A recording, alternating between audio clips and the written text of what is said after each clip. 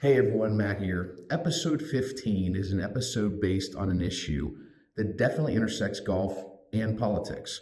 The question we ask is, should transgender females who were born biological males be allowed to compete in women's golf?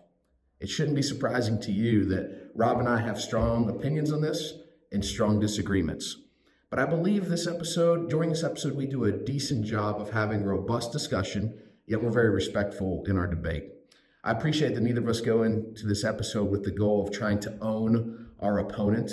After all, we're not running against each other for public office. Instead, we're just aiming to simply hear each other and listen to other people's point of view, even if we disagree. So one thing I want to say as a disclaimer is I do a lot of work in politics, and I want this to be a disclaimer. When I do work for candidates, my work is to promote their views and their positions on issues, never my own. So be aware, any positions I take here and anything I say, this has nothing to do with any of my clients or people running for office. These opinions I express are my own. So one other disclaimer, Rob and I are pretty blunt and at times a touch crude with each other here during this episode. I think a lot of you will enjoy our candor. Some of you might not. Just thought we'd give you a fair warning. Hope you find the episode informative.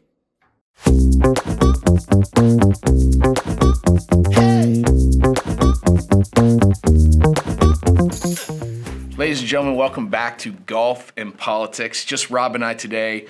One thing that we've promised to do for you is we're going to talk about golf. We're going to talk about politics, and sometimes we're going to talk about where golf and politics, intersect.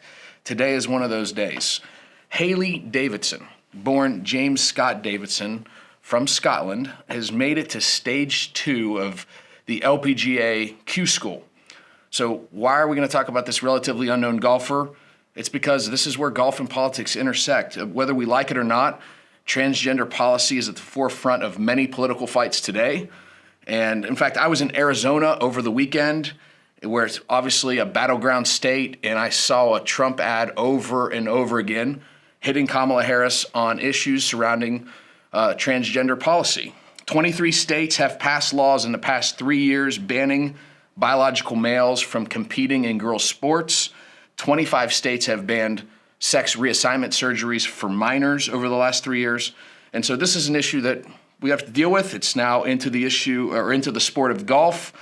And so, like I said, Hailey Davidson, she also brought up some other energy behind this issue by saying this. She said, "I will never understand athletes who blame a transgender competitor on their own athletic failures." She wrote that on Instagram while she was practicing for Q School. She went on to say, if you don't take accountability for your failures, then you will never actually be good enough to make it.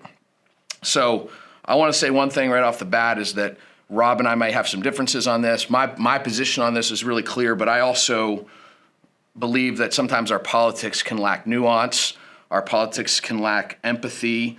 And like I said, why I am going to be firmly on the side of banning biological males from competing in female sports.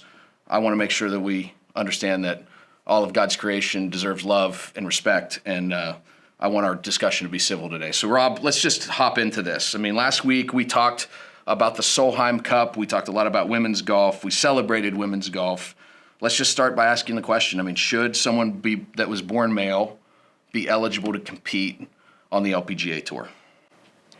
If the law states that she's female, yes. How much more? Well, what is it?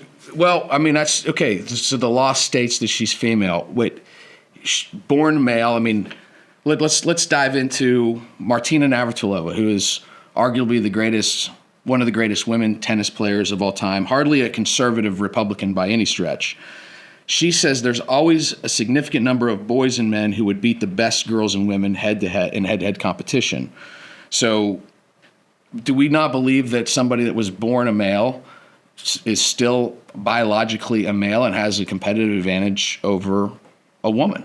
First of all, you reference Billie Jean King or Martina Navratilova. I could reference Billie Jean King, who took the opposite position that Martina Navratilova says. She did. And I'm sure the vast majority of Americans agree with you at this point. Just as the vast majority of Americans oppose the Voting Rights Act and the Civil Rights Act and supported Don't Ask, Don't Tell, and supported constitutional bans to gay marriage. I don't care. Eventually, this issue will be dealt with over time.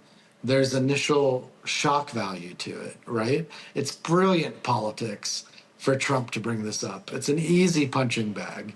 It's an easy thing to point to people and say, look, the world around you is changing so fast, it's out of control. She's part of the problem. I'll fix it. I'll put the genie back in the bottle. And it takes an issue where we're talking about one human being, one person out of 350 million who's been is a transgender woman who this whole debate is being brought about. One, right? One. Okay. So if you look at the entire trans population, it's less than 1% of Americans. If you look at the trans female population, which you don't seem to be bringing up anything about trans men competing in men's sports, it's about the women, right? Because that's the better scare tactic. I'm not saying that your concerns or objections aren't valid or have merit. They're your concerns and your objections, and frankly, they would be outnumbered than mine. But to put this in perspective, we are making a top 3 or 4 or 5 presidential issue or campaign issue over something that has happened once, right?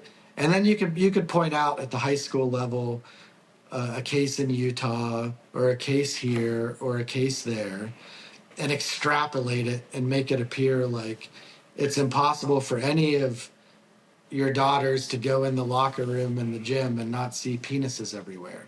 I mean, it's just ludicrous. And I will see. Let me just stop. I'll cede some ground here. Okay, I will say, yes, it is not rampant, widespread. I live in a very red state where this was an issue. We're one of the states that banned sex reassignment surgeries for minors. We're one of the states that banned biological males from competing against girls in sports. And the argument that was made by some more centrist voters and from the left was, this isn't happening in Oklahoma. This isn't something that we're dealing with on a regular basis. And they're throwing their hands in the air. And I understand that. I'll give you that. And you're right. This is good politics for the Republican side. However, I mean, if you look at it's more than just one example. We're talking about one example here in the sport of golf. It is more widespread than that. I mean, Leah Thomas was a male swimmer for the University of Pennsylvania 1 year.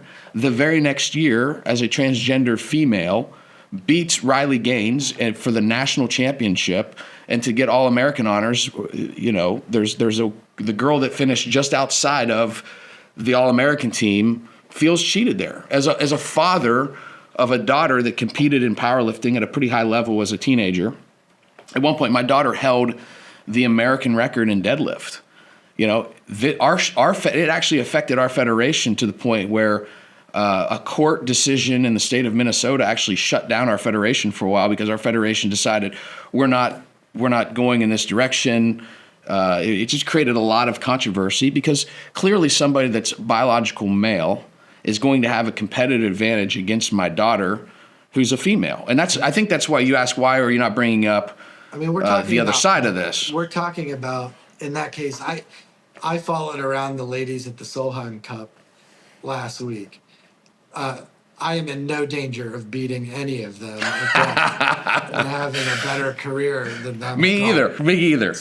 So when you break down to the half of 1% of Americans who are transgender females competing in women's sports, the percentage of that half of a percent that are actually competing in sports, let alone at that highest level, is infinitesimal. I mean, it is so tiny. Now, the governor of Utah, a Republican governor of Utah, had his state legislature pass a bill dealing with this issue of trans kids in sports. And he vetoed it. And he's a LDS Mormon man of faith. And he said that he decided to veto it because he felt that there were only 4 cases of this reported in Utah, 4, and in the history of Utah. And he felt that by signing it into law and all the fighting over it would cause more harm to more people, more trans kids and more transgender people through discrimination than the number of people that it would be helping or directly affecting in the law. In West Virginia, Governor Jim Justice signed a more restrictive bill into law. And when he was pressed by reporters about how many cases of this were reported in West Virginia, the governor said, "I don't know." And then when he was informed that it was 0, he said, "Well, it's still the right thing to do because there may be some down the road." Now, my question is, are we causing more harm than good? A few quick points. One, I know that your daughter competes competitively, so I understand that, protective nature of wanting things to be fair and decent, and so that each person's hard work is respected and that they've got a fair shot at things. I get that argument. But that's not the only argument that's being made in these cases. There's a lot of this locker room stuff and changing in lockers and being creeped out. These were the same arguments, mind you, that were made 60 years ago about having separate bathrooms, separate showers, separate water fountains, separate seating in restaurants, because there were a lot of fathers who made the same argument. I just don't want my child to have to, drink from the same fountain or change in the same locker room as a black person. The same arguments were made 30 years after that, 40 years after that, when Michael Sam was the first gay man to be drafted in the NFL. Oh, I don't want to be showering next to a gay guy, as if the water that bounces off his skin would somehow make them gay. And the thing is, we have survived as a species for hundreds of years, thousands of years, out of fearing what's different than us, right? It's evolution. We fear things that are different than us. We create space from them. It grosses us out. It makes us uncomfortable. And we fear that difference. And in order to accept a gay brother or a trans sister or an interracial relationship, we have to temporarily suspend that core human instinct to fear what's different than us. And I know that we're getting a little bit away from sports, but it comes back to this fundamental level. There is a fear that exists. And I think what Donald Trump and Republicans are tapping into is they're different. You should be afraid of them. This is weird. The world's changing too fast around you. The America you grew up in, the family you grew up in, the values you grew up in are changing. And I'm going to put the genie back in the bottle. And how do we know this? We know this because there have been over 250 proposed laws in Republican state legislatures or in legislatures proposed by Republicans addressing this issue. There have been more laws proposed than there have been cases of what they're trying to stop. Now, my main point here is, one, what do we do with these kids? What do we do with these adults? Do we kill them? Do we throw them out to pasture? Do we put them in jail? Do we reassign their sex back to what they were born with? What's the punishment for this? What is the alternative? What is Donald Trump going to do? Well, I don't think, okay, so I hear, and I appreciate your perspective, and without getting into a big argument here, I mean, I don't think there's anybody on our side that's calling for punishment. I think what we're calling for is a fair playing field. I do think, and look, smart politics on your part to compare what's going on with this with segregation in the 50s and 60s in our country. It's very I mean, obviously, I'm absolutely disgusted that that there was such a terrible blind spot for so many people in our country and such a racist background. And I hope that we are moving on from that in a major way going forward. But I think there's a difference here in the sense of, yeah, if you are a female athlete, having a biological male changing in front of you in the locker room is a very uncomfortable situation. I think we could admit that without being overly discriminatory towards somebody that's transgender. My desire is not to discriminate against anybody. My thought is, let's protect female sports. Like, females in our country have had to work so incredibly hard to get Title IX protections, to make sure that female sports are funded. And to me, even if it's just a few athletes, which I totally admit it's not, the cases aren't as rampant as our politics would make it sound. But even one case is too much, in my opinion, where I feel like the swimming championship is a perfect example of that, or the MMA fight where there was a biological male competing against a female that cracked her skull. You know, I mean, these are serious things that need to be looked at. She reportedly is not a biological male. I read in that there's no evidence other than her looking like a man. Besides, maybe I could be wrong on that. I honestly could be. So if I am, I'm wrong. I'm sorry. But that one has been debunked. I'll tell a few stories as a gay American man that I think might resonate. When I was in high school, we had a gym teacher who told everybody in the class how wrong it is to be gay, how opposed to gay marriage that he was, and just routinely would have these rants. And I didn't think much of it at the time because I hadn't personally dealt with it in my life, but I knew I didn't like what he was saying. And then in his gym class, we would play a game called Smear the Queer. And you know the game. Yep. You probably played it. Everybody played it.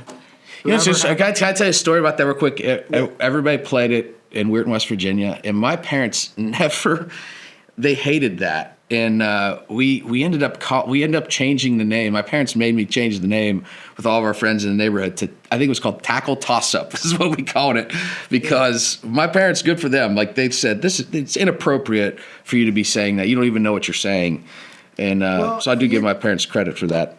And I do too. And you remember as a kid growing up where we did in the 90s, there is nothing, and it's probably still true today, but there is nothing worse for a young boy or teenage boy than to be called gay or queer. I can say I'm allowed to.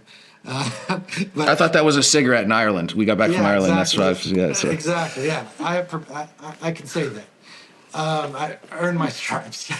But the thing is, I learned that I knew what it felt like to be different. And the harder thing about it compared to other forms of discrimination is you have to hide it, and it's hidden. And your parents don't know, your siblings don't know, your close friends don't know. You're living two lives. And then you finally get to be yourself, in the story of coming out and everything that it entails after you wrestle with it your whole life and finally deal with it.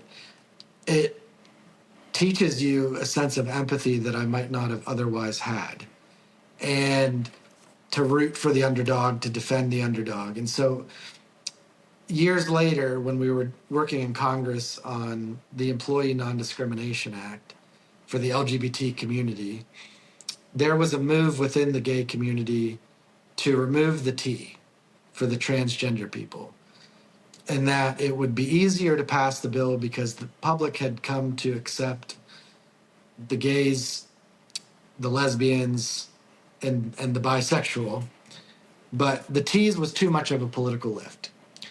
And we could get a lot more done if we would just get rid of the damn T.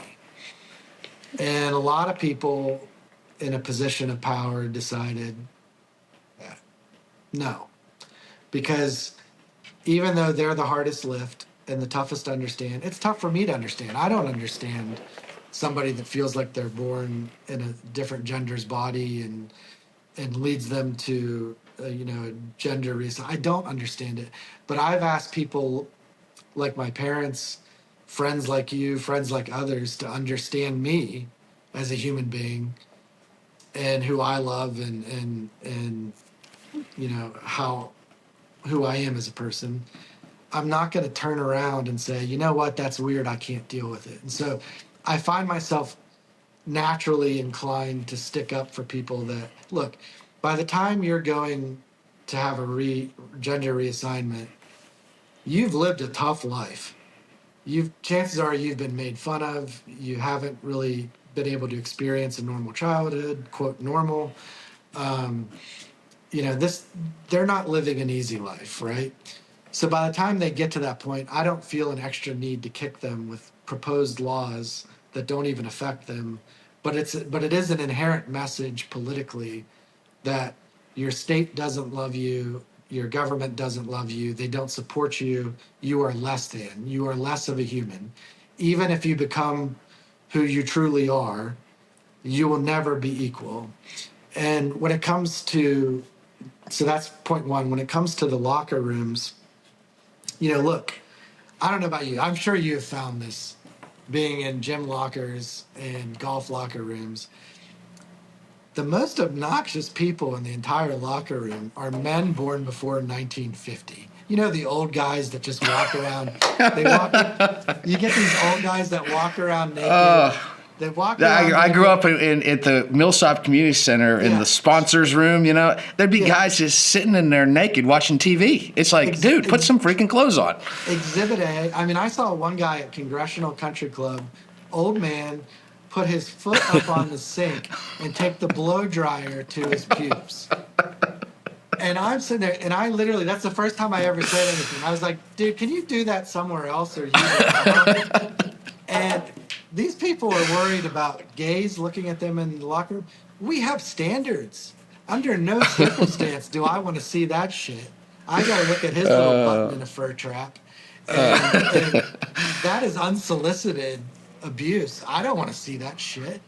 And so, look, I'm for everybody in locker rooms. Like, if you're in a locker room or a bathroom, do your business, flush the toilet, flush the urinal, wash your hands, wear a towel. I don't care about, casual seeing something, but, be respectful. Don't do anything that makes other people feel uncomfortable. The biggest threat I see in our bathrooms and our locker rooms are, one, people who don't wash their hands. That's disgusting after they use the bathroom. Two, it's a whole heck of a lot of people, unfortunately. the people that should be arrested and have rights taken away are the people that spit their gum out in urinals, because there is a human being at some point is going to have to clean that out, and that person couldn't walk 6 feet over to the garbage can. Like, that person deserves to be handcuffed. Or their Zin pouch, or their or their Zin pouch, skull. Yeah. And then the third, I don't want to see, there's pubic hair on urinals at sporting events. Are people shedding?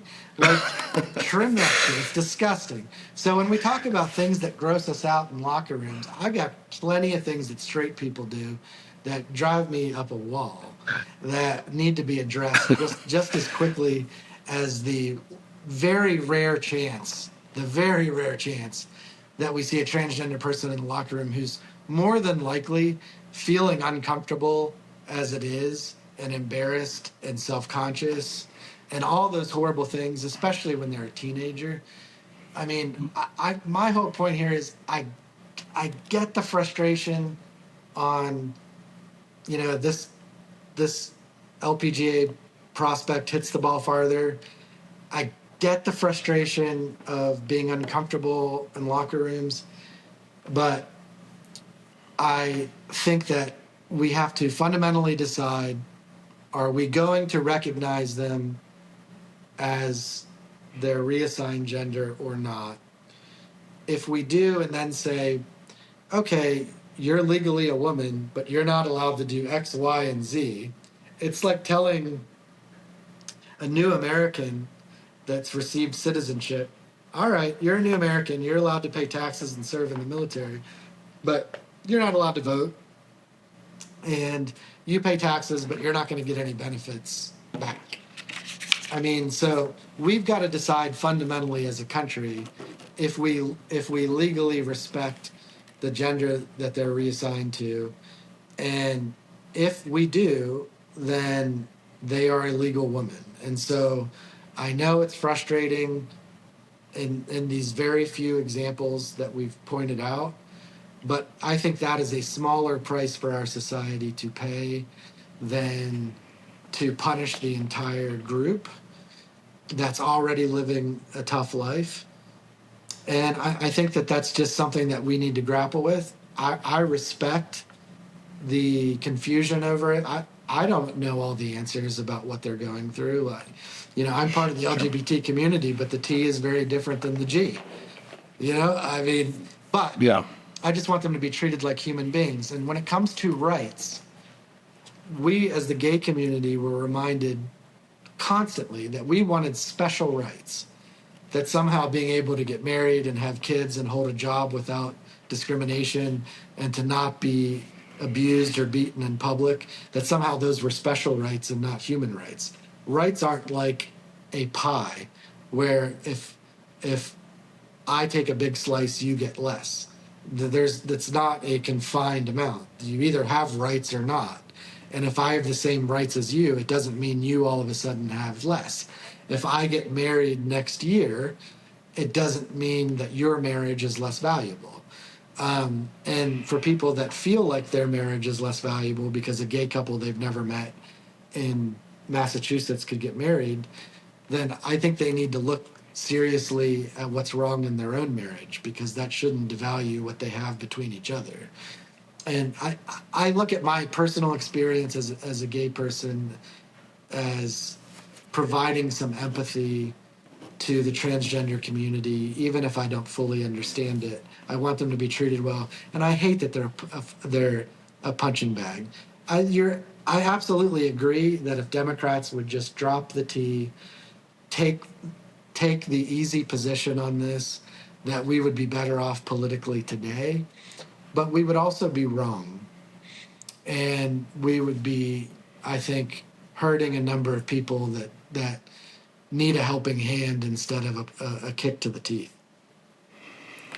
Well, I always appreciate your perspective, Rob, and even where we disagree. One thing I appreciate about you is you have a willingness to listen to me and respect where I disagree. And we had a couple months, it was about a month ago, 2 months ago, when we had a 3-hour car ride, and we talked a lot about these issues. And it's nice to be able to disagree with somebody, and they know that I don't hate them or want to discriminate against them, and vice versa. One thing, if I could just be vulnerable for a second, I mean, one thing that bothers me a lot is that, unfortunately, like our religion, people's religion informs their politics big time, and vice versa. Politics informs a lot of religion in our culture today. And so what bothers me is that I have convictions on certain issues and have faith in certain things, but yet the Christian faith, which I'm a Christian, has completely lost the ability to talk about the most important tenet of our faith, which is Christians fundamentally believe that everybody is a sinner in need of a savior. And you can agree with that, disagree with it. This is just what I'm telling you, what I believe. And if that's the case, then we're all on the same playing field. But unfortunately, we've taken that message of hope and grace and mercy, and we've turned it into finger pointing and beating people over the head to win elections. And it's like we sacrificed the sacred message of everybody needs Jesus for, well, you're gay, you're transgender, you're this. Well, guess what? I lust. Guess what? I cuss too much on the golf course when I get angry. I yell at my kids when I shouldn't. I am a mess, and everybody's a mess. And I think that Christianity's lost this message of hope, and we've exchanged it for trying to win elections from time to time. And I'll probably take some heat from Republican friends on that and some Christians on that. But look, I think that we have to be able to sit and treat people with respect. Maybe if that was the case, then some of these issues wouldn't become as hot button as they are and so divisive. and I culture. pre But I really appreciate that, and I appreciate you. And I think one of the things I've learned about you is that you're the real deal. I think that there are a lot of and by people. the real deal, I means that I am a mess, and Well, I said that's what bothers me. Like I've got a lot of Christian friends. I was a pastor of a Christian church at one point in time, and I'm very involved in my church today. But there's just so much that goes on of people that we're just unwilling to look at ourselves in the mirror and say we're sinners and we need mercy just like everybody else. Instead, we just elevate ourselves, and it's a lot easier to point at certain people and say they're wrong, I'm right. And to me, that's not helpful for the good of our society. It's not helpful for winning people over to our point of view either. I mean, but I'll leave it at that. I grew up in a Christian household too, and my father is very conservative since passed away, and very reasonable. And we would get in the knockdown dragouts. I told him I was switching parties from being a Republican to a Democrat, and then about 6 months later, I came home and told him that I was gay. And his first reaction was, "Did you tell your mom yet?" And I said, "No." And he said, "Can you wait until after the Steelers game before you do that?" And he was actually harder on me for switching political parties than, for telling him I was gay. But we would have these knockdown dragouts. And he told me once, "Look, in order for you to be right, I don't have to be wrong." And when you approach discussions that way, you start listening more than just talking at someone. And when I said you're the real deal, I don't mean that you're perfect all the time, because I think part of being a human being, part of having faith is admitting that you're not perfect all the time. You're putting faith in something bigger and higher and that you're striving toward. And a lot of people in politics confuse faith with doubt. And they think that doubt is the opposite of faith. It's not. No. Doubt is a requirement of faith. Because if you're certain about something and you know as a human being the absolute truth about every single thing and the way it's supposed to be, then what do you need faith for? You're certain. That's right. That's right. And what's happened in that is politics has sort of become a new religion for a lot of people. And I think it's bastardized various faiths, Totally. And Couldn't agree more. when I say you're the real deal, I've seen you with your family. I've seen you with me. You've never once made me feel less than because I'm a Democrat or because I'm gay or because of any other reason. I know where you're from. I know the values that come along with that. And I know that when you espouse your views and your faith, you mean it. You believe it. You're not using it as a weapon. But a lot of us that grew up going to church every Sunday, going to Bible school, going to summer Bible camps. My mom was the director of it. Started to veer away from it in college, especially as I was coming out, because I felt like I was an enemy of the church. I felt like I was no longer welcome. I felt like I wasn't good enough or looked down upon. And nobody wants to be a part of something that's constantly telling them how terrible they are. And it doesn't mean that I don't believe in God. It doesn't mean that I don't believe in a lot of the things I learned growing up. It just made me feel like an other. Like religion, when it is mixed with politics, does a really good job of shrinking the word us and we and growing the word them. Yeah, And that's right. I felt like them. And when we talk about this debate with transgender, which is a hard one, and I've been all over the place in this interview, I'm usually very succinct and professional and on the mark. I lobby for a living. I still wrestle with this. I still don't fully understand it. I don't know if I'm still comfortable with it. But my baseline is I don't like seeing these people kicked around. I don't like seeing them kicked around. And I understand your arguments. I think your arguments are from a good place. I really do. But a lot of the people pushing this, there's no accident that these stories have become massive.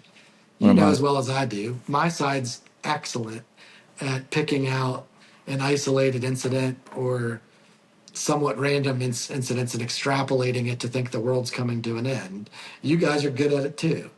Yeah. And the problem is for the general public, they're the ones absorbing all this shit every night on cable news and on podcasts and on blogs and whatever else, talk radio. And they don't know how to make heads or tails of it. And they're just scared and they're fed up. And nothing is better for ratings and nothing is better for voting than keeping people scared and pissed off. And that's where they are on this. And we just got to get through it.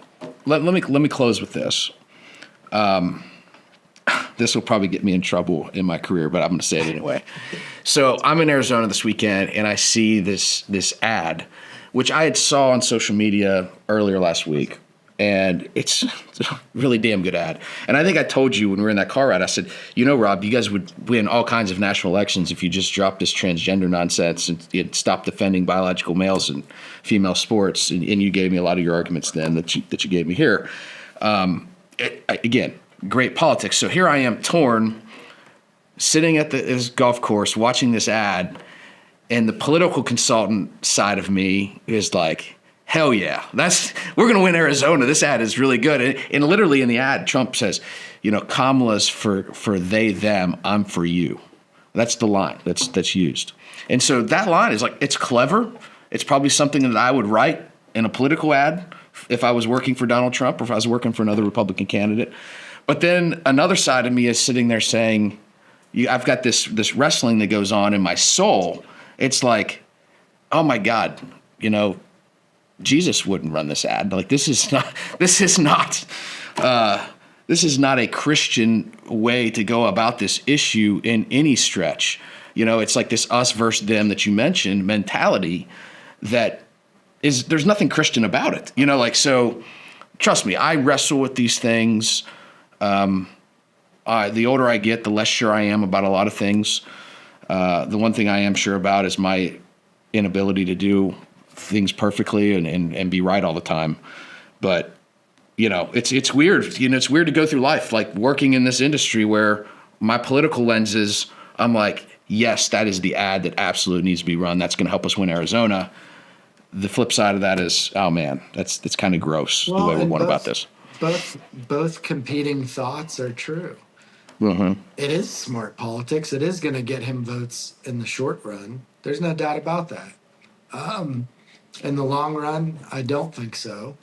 I mean, both parties were bad in my view on gay rights issues until Joe Biden popped off out of place on Meet the Press in 2012, supporting gay marriage before the White House was forced ready Obama's hand on the whole deal.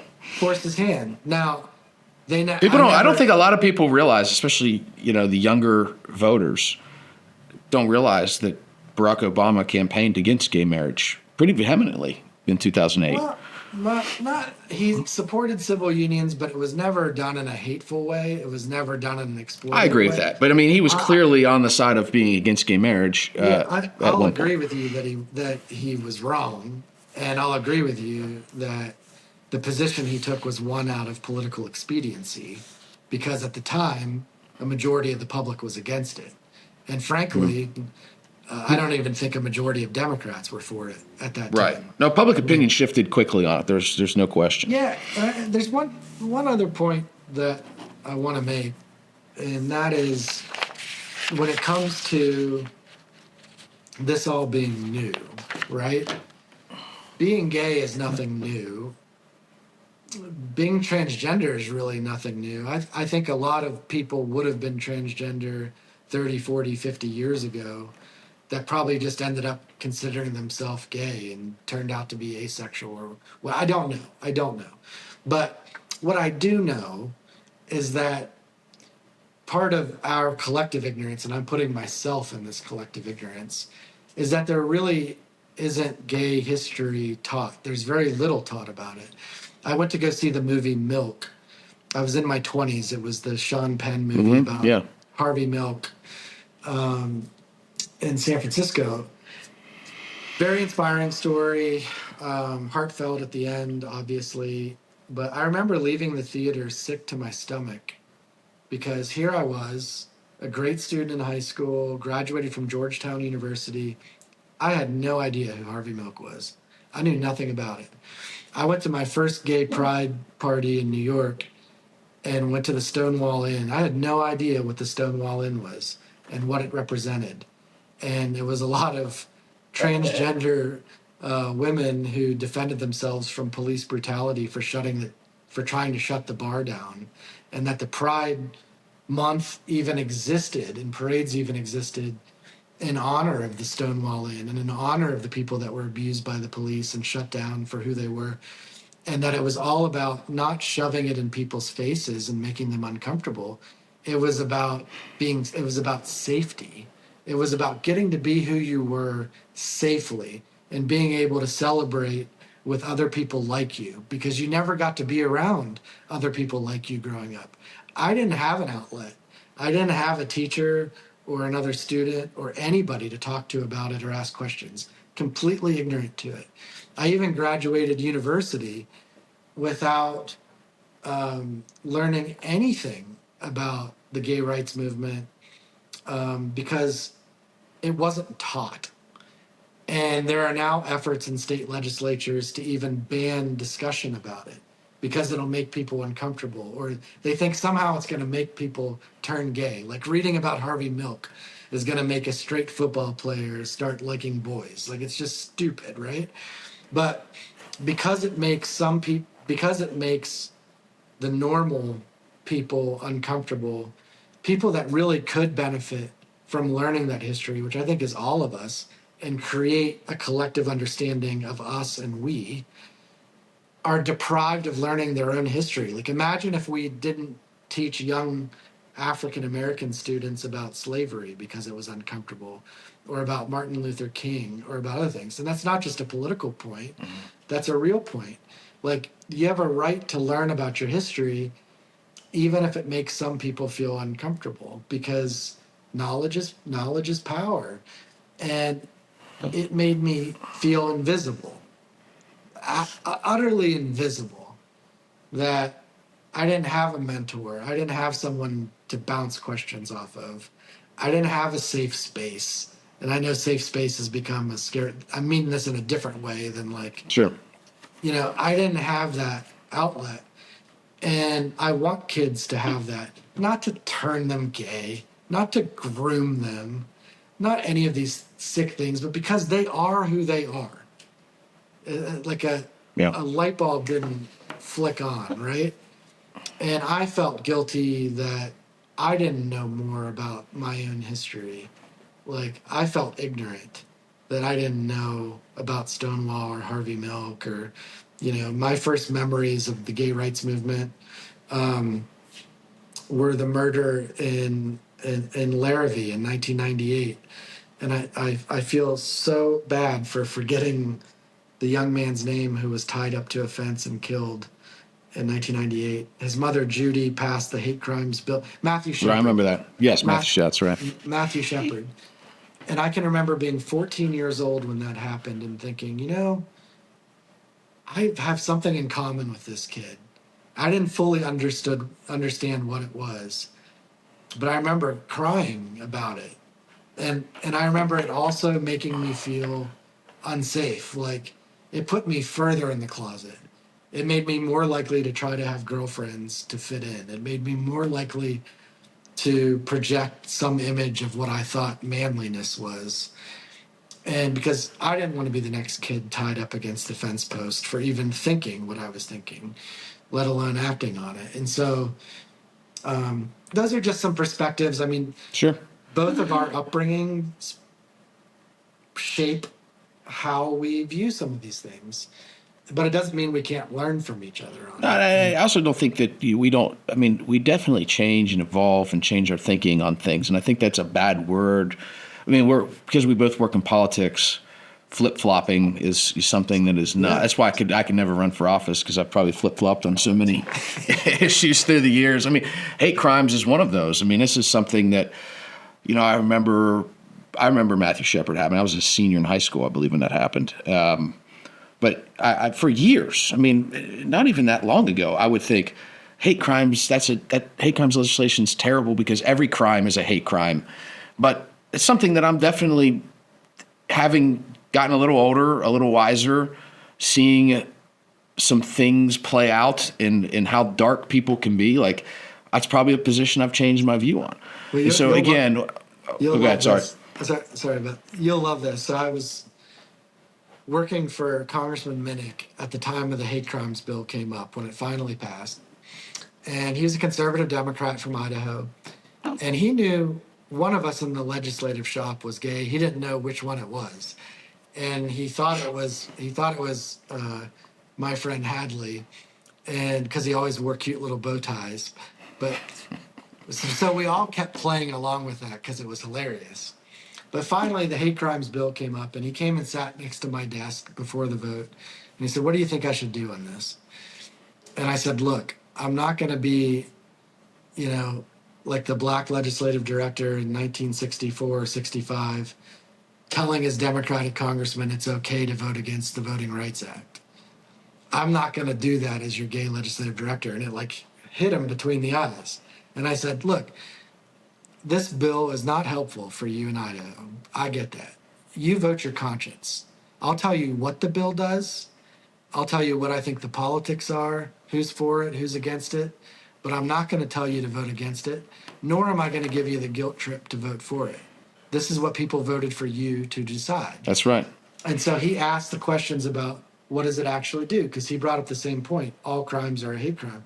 And I said, look, this bill doesn't classify one crime being worse than another in a certain way. What it does is, mostly in rural counties where there's a high profile case that is intimidating somebody based off of race or religion or gender or sexual orientation, the local prosecutor won't take up the case because it's very expensive, it's high profile, and will put that prosecutor in a position to be defending somebody that they don't want to be defending.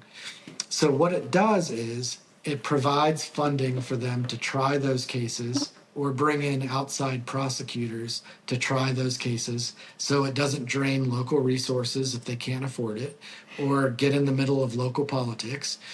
And the other thing it does is it does classify certain crimes that are designed to intimidate or scare an entire community, whether it's burning crosses to intimidate Catholics or Christians, whether it's trying to scare black people by hanging a noose in a tree. Some crimes are set out to scare an entire specific community. And those cases are high profile and they're expensive. And all hate crimes legislation does is provide funding and resources to try those cases.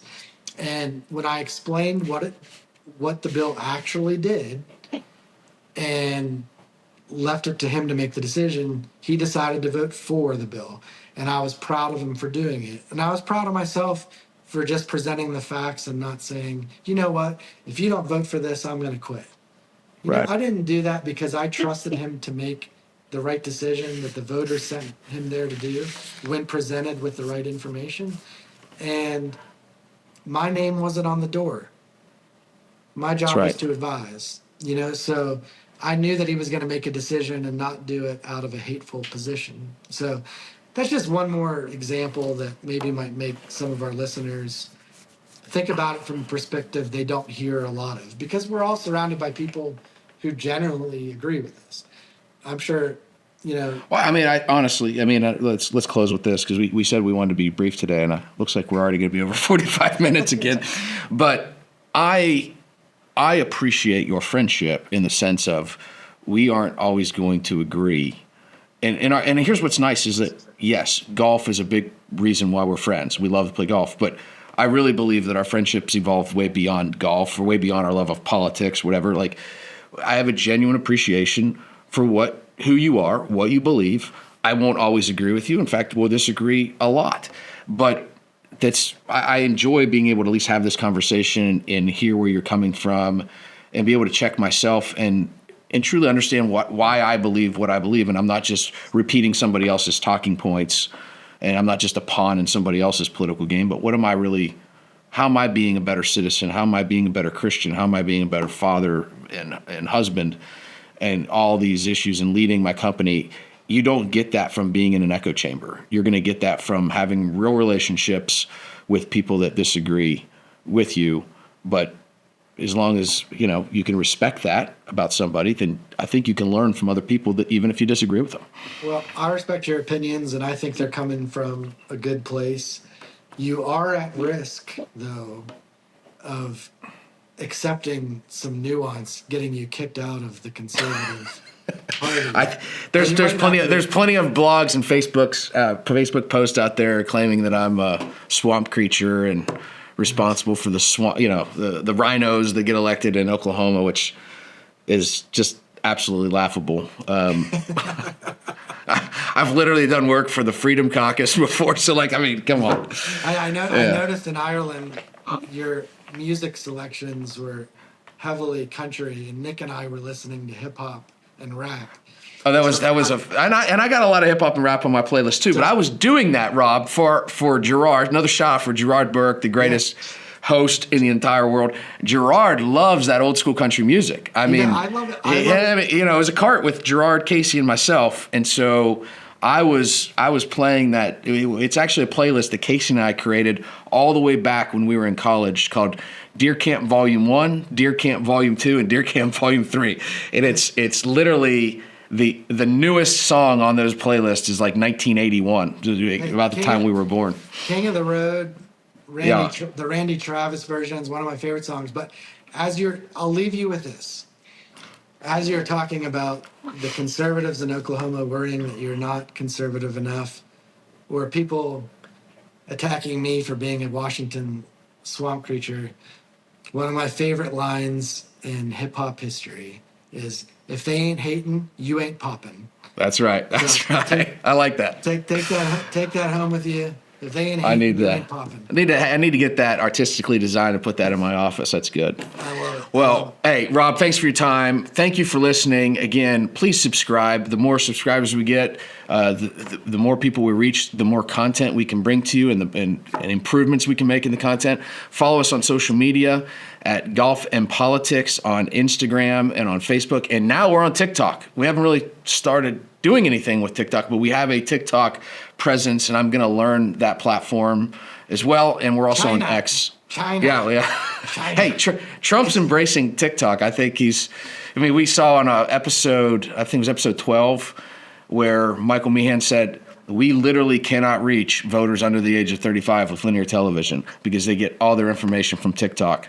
So I learned from Michael, and so Golf and Politics is going to have a TikTok presence. But we appreciate everybody that's listening. We're overwhelmed and humbled by that. Please continue and spread the word, and we have a lot of great shows coming for you in the next few weeks. Have a great day. Hey.